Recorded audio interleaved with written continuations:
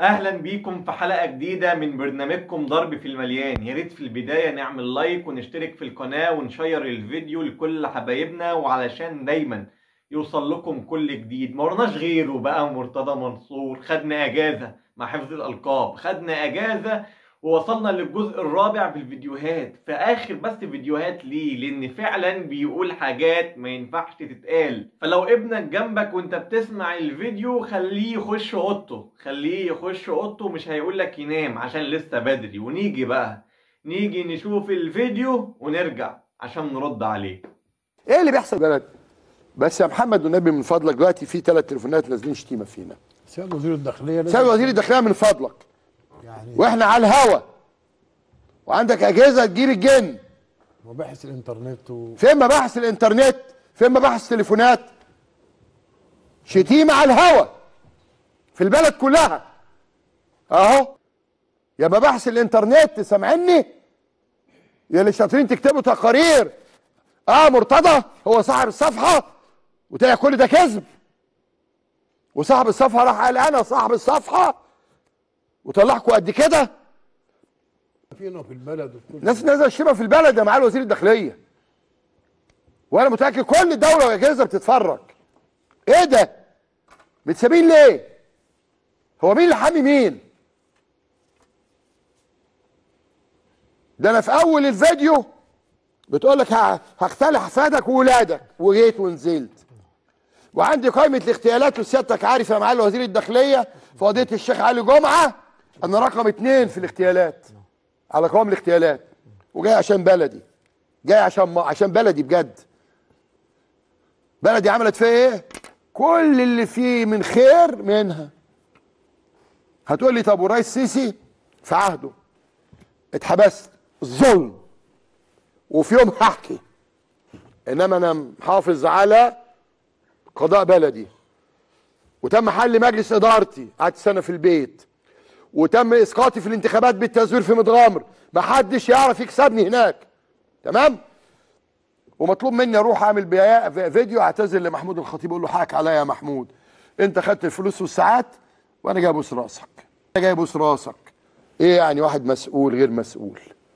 ايوه غير مسؤول، وبيطلب طلب مستحيل من مرتضى منصور. بقى اللي 151 مليون رفض ياخدهم من ترك ويجيب يوديهم للنادي، هو دلوقتي اللي بيتحاكم وبيتحبس. واخر حاجه بعد 4 سنين لا في قضيه جديده يا مرتضى، اصلك كنت شتمت محمود الخطيب من 4 سنين. نعم هنتكلم فيها ومش هسكت بعد كده، بس النهارده ليله مصر. عرفت بقى الواحد بيحب بلده قد ايه، واحد غير ما يجيش. وعلى فكره كل الفيديوهات دي انا اللي جايبها، وكل الاغاني بتشوفوها دي انا اللي جايبه، والاخراج انا اللي عامله، عشان بلدي، عشان مصر، مش عشان نظام. لان النظام ده هيتغير في يوم من الايام، لكن مصر جايبه ايه؟ مخابرات ضربت في بعضها، ده مخابرات قطريه وده مخابرات انجليزيه على مخابرات امريكيه، ومصر تضيع، البلد تضيع عشان شويه لا مؤاخذه حوالات. ابوه بيلحقه اهو عشان ما يقولوش عايز مرتضى ده ايه الادب. ها؟ وانت وذوقك بقى حط النقطه زي ما انت عايز تحطها. تمام؟ بالدراهم اقبض، قبضني، تجدني. هم دول بقى قيادات الثوره. بيقول عليا انا جربان يا ابني الكلب. ده انا بستحمى كل نص حياله. الله يخرب بيتك. ارجع اقول لك تاني، اسال مراتك يا وسخ. هي اللي قالت لك؟ اما مره سافله صحيح وما خافتش منك، هتخاف منك ازاي وانت قواد؟ هو انا هسيبكم؟ سيبك بقى من 11 مات خلاص. 11 خلصت لك عليه، لان احنا شعب محترم، والشعب المصري كله قال لك مش هننزل لدول. مره عندها دعاره سيلان قدامه ورا، انا قلت الصغيرين ما يقعدوش، مش انا اللي قلت، ده الولد اللي قال. تمام؟ مسميناها كلينكس من كتر ما بناخدها مستعملاه. الواد محمد ناصر اديكوا شفته اهو، اللي اهله متبرين منه، وشفت الحلوه الجميله اللي اسمها عليا اللي حط احمر، والنبي رجع لي انا عندي عريس ليك يا بت. مين دي؟ رجعوا لي كده، رجع لي عليا والنبي تاني كده. ايه عليا ايه؟ فين الحلقه يا عليا؟ فين الخرم يا عليا؟ لا الخرم خلاص احنا عرفناه، الواد قال على الخرم خلاص. انا ارجل منك يا محمد يا عثمان. يا اللي عملت بلاغ ضد سياده الرئيس انه خاطف محمد مرسي، ولغايه دلوقتي انت موجود وانت اللي على الحجر وانت اللي بتاخد ايقافات. محمد عثمان بتاع النادي الاهلي محمد الخطيب. اللي هات لي بقى الواد، لما الواد الشاذ ده بيقول عليا اسد جسور، بس انت بقى مرات الاسد هاتهولي يلا. ايه رايك يا مرات الاسد؟ على سيركي يا وسخ، ها لما قبضت يا كلب. طب لو راجل تقول لنا انت فين دلوقتي؟ في واحد بعت لي دلوقتي من دوله قطر بيقول لي الولد ده اتطرد من قطر، قال لي مطرود من قطر وقاعد دلوقتي في انجلترا جنب المخابرات الانجليزيه عشان يقبض على طول. انا اسد جسور وهتسلم على سيركي يالا؟ طب ما بدل ما تسلم على سيركي، طب انا موجود اهو. ايوه ده هو هربان ولا تستفزوني اتكلم عن الحكم، لان في فمي حياء. والهيئه القضائيه دنها من اشرف واطهر الهيئات في مصر. مهما يكون قاضي 2 3 ما في كل مكان 10 20 ما فيش مشكله. هيئه فيها 15 20 30 الف. لما حد يغلط عن عمد او عن غير عمد حسابه عند ربنا وعند ضميره وعند التفتيش القضائي. فادي الاسد يقول لك هيسلموه على سيركو. بعدين عايز اسال سؤال، هو الواد علاء وجايين له دلوقتي، الواد علاء ده الاخر اللي الدنيا هاجت عليه، هو مش واخد حكم؟ طبعا. اشمعنى ده الحكم ده مش عاجبكم والحكم بتاعنا عاجبكم؟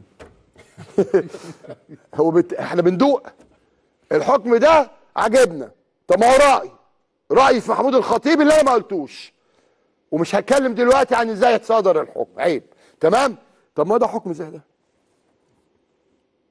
بس ده مش عاجبكم وده عاجبكم. ده ضد ارهابي زيكم. مش هتقوم. مين اللي وقع؟ يا كلاب يا ولاد الكلب، كلكم قاعدين تتفرجوا، ده انا مجننكم كلكم. يا دولة يا فندي، انا بتاع الاحتقان. انت يا استاذ مرتضى عامل احتقان في البلد. انا بأدي دور الوطني. وريتك يا كابتن مصطفى الرسالة اللي بتقول لي من الدولة ما تطلعش، اللي بيقول لك الدولة بتقول لي اطلع. العكس. وانا بقول ايه؟ بعمل العكس. وريتها لك، شفتها ولا لا؟ مع الفيديو اللي فات ده، هو واولاد محمد ناصر بيقول لك هيطلع يوم الخميس. ليله الدخل عليكم كلكم. مش انا قلت هفشخكم؟ وانت يا فندي اللي بتقول لي اصل انا زعلان من هفشخكم دي، انت مال اهلك؟ دول نازلين فينا شتيمه 24 ساعه. انت مش صعبان عليك رئيس جمهوريتك وبتشتم هو ومراته واولاده؟ انت مع مين؟ اطلع قول انت مع مين؟ اطلع قول، خليك شجاع. انا مش هقول اسمك ولا وظيفتك. جيش بلدي ده مش بالشتم؟ صعبان عليك قوي؟ وانا قلت من الاول الصغيرين في السن ما يتفرجوش عليا، اللي مش وطنيين ما يتفرجوش عليا. توتو وسوسو يناموا. عشان النهارده مش ما اجيبش لبن، بوزع لبن. محمد جمعه عواد يعني. لا والكويت يا بيه، احنا قدام السعوديه، لا العالم العربي كله بيتفرج على خيبتكم يا خونه. وعايز راجل فيك يرد عليا، راجل يرد، وحاجه من اللي قلتها يطلع تكذيب ليها. انا نرمين كلينكس، انا سيلان من قدام ومن ورا، وانا عيني كانت يمين وشمال. ده مش مرض، ده من نفخ يا وسخه، من كتر النفخ والشد. انفخ وشد، انفخ وشد. تمام؟ عندك فيديو ما بتقول لي الواد ابراهيم عجله اللي ساب مراته ودفع 30,000 جنيه ونزل. طيب عندك الفيديو ده بتقول له ما تردش عليهم، سيبني انا ارد. ما انا الوسخه الشرشوحه. حضروا عشان الناس تتفرج. وبتدافع عن مين؟ وهي بتدافع عن مين؟ ده محمد علي. طب مش عندك صوره بيسكر مع النسوان برغم ما مالوش في النسوان؟ ايوه اهو بقى، اهو القائد بتاعكم اهو. عرفت انا فشخكم كلكم. فشخكم دي تعباك يا استاذ يا باشا، تعباك قوي. مش هتغير، لان دول هانوا بلدي وخانوا بلدي. علاء صادق موجود في شمال لندن ومعاه شخص اسمه روبرت، ده عشيقه للاسف. عشيقه جايه مرات الاسد، عشيقه اسمه يعني، حتى كمان بتعشق ولد مسيحي. واخد بالك؟ يا وسخ ويا وسخه. واللي مش عاجبه يقفل التلفزيون. بتاعت القعر شمامه عندها سيلان، ها، وصاحبه المحامي بتاعها المسيحي، وعلى صاحبه المسيحي مصاحبه مش عارف مين تاني، محمد مش عارف مين اللي كان ظابط واترفد. الله الله الله. ومش عايز اسميك ست القعر. قعر ده انت قعر مين؟ ده انت 8 قعر. مفيش عربيه في 8 سلندر؟ انت 8 قعر يا كلب يا بنت الكلب. وهتتجابي من كندا. انا معايا باسبور كندي يا سيسي ارحمني. يا عملاء مخابرات يا ولاد الكلب، عن تاريخ. احنا لما جينا نعمل عضويات مجانيه لاسر الشهداء اتشتمنا، وممدوح عباس رفع قضيه في المحكمه هو هشام حطب، ولغوا اللائحه مظبوط اللي فيها عضويه الضباط والشرطه، ضباط جيش وشرطه ووكلاء نيابه والقضاه، ها، والقضاه.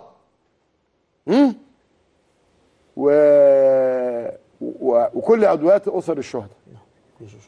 ورينا كده راحت المحمود الخطيب اللي هربان في فرنسا، يا اللي عايز تحاكمني تاني. بس الليله دي مش مناسبه، عشان بيقول لك شتموا من 4 سنين. هو احنا ما عندناش الا الخطيب ولا ايه؟ هو انت عايز تولع البلد؟ مالك؟ عايز تعرف مالك؟ هقوله، بس مش الليله دي. زي واحد بيقول لي ما ترد على الواد الهلفوت اللي بيقول لي كاتب انه لما تشوف ابويا تشوفه تقف. ما انا رديت عليه يا ابني، قلت له لما اشوف ابوك وانا كنت رئيس نيابه وابوك جاي نصب على واحد في 23 مليون جنيه ومديله شيكات مزوره، ابوك عمل كده، فانا كنت بقوم اقف وانا رئيس نيابه عشان ادي اللي زي ابوك بالجزمه، اقول له يلا يا نصاب يا ابن الكلب. تمام؟ مش وقت ارد عليه. لا انا ما بعملش عضويات لاسر الشهداء، العضويه غاليه اغلى من روحه. وهي تكلمني عن خطيب وبيبو؟ ده نادي الاهلي نادي الوطنيه بجد يا جماعه. ايه اللي حصل يا كابتن مصطفى؟ النادي ده طول عمره نادي عظيم. سمعنا ابن الشهيد يا ابني، يمكن يفوق هو في فرنسا بيتفسح ويسمع ابن الشهيد.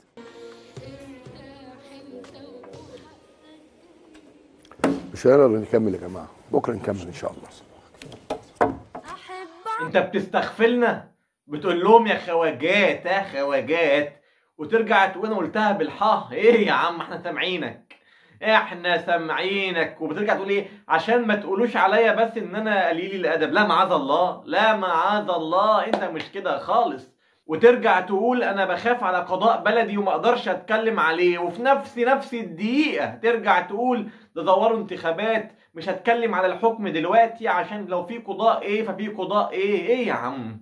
يا عم انت عندك الحاجه وعكسها في نفس ميتين الثانيه. ارحمنا ارحمنا، احنا تعبنا. وراجع تقول الحاجه الثالثه مرات الاسد. عيب يا عم، يا عم عيب مرات الاسد، وعيب الايحاءات اللي انت قلتها في الحلقه، واللي انت بتوزع ايه؟ بتوزع ايه؟ عيب. انت على قناه تلفزيونيه مصريه بتشوفها اطفال وسيدات ورجال وشيوخ، واقول لك ايه تاني؟ وبتقول انا راجل وطني وبدافع على بلدي. بتدافع على ايه؟ بالشتيمه؟ يعني مفيش طريقه للدفاع الا بالشتيمه. طب يعني انا يا عم اعترض زي ما انت عايز، وليك الحق تهاجم اي حد عايز تهاجمه، لكن راعي ان انت على قناة على الهوا، راعي ان انت يعني بتتكلم وتقول الناس كلها بتشوفنا في الوطن العربي يعني، وبيشوفوا قلة ادبنا.